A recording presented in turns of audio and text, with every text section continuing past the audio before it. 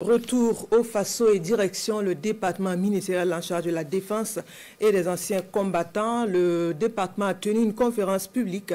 C'était le 7 octobre dernier à Ouagadougou. L'objectif est de permettre aux participants d'en savoir davantage sur la révolution progressiste et populaire que prône le président du Faso, le capitaine Ibrahim Traoré.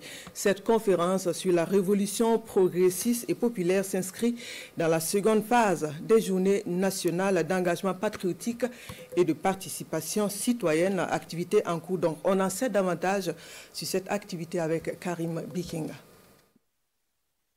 Des agents du ministère de la Défense et des anciens combattants et bien d'autres départements ministériels à l'école de la révolution progressiste populaire.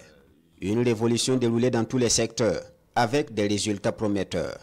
Actuellement, en tout cas, ce qui se passe, que ce soit l'immersion patriotique des étudiants, que ce soit le camp vacances Faso Mévo, quand vous voyez ces jeunes, en tout cas, on sent qu'il y a un éveil qui est là, il y a une prise de conscience qui est là, et nous pensons que tel que ça se fait, si ça continue, que ça perdure très longtemps, nous allons avoir à la fin une génération autre.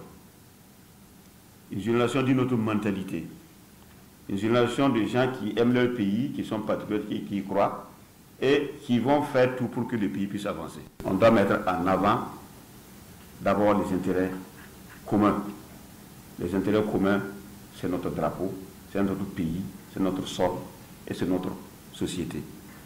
Et que nous devons être moins égoïstes, penser un peu moins et penser beaucoup plus nous.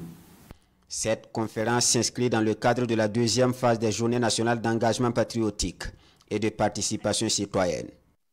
Elle est initiée par le ministère de la Défense et des anciens combattants pour renforcer la fibre patriotique au sein des personnels militaires et paramilitaires. En plus des communications à donner par des hommes bien imprégnés de la RPP, il est prévu d'autres activités, parmi lesquelles une journée de salubrité, des projections de films suivies de partage d'expériences entre anciens combattants et jeunes personnels des forces armées nationales.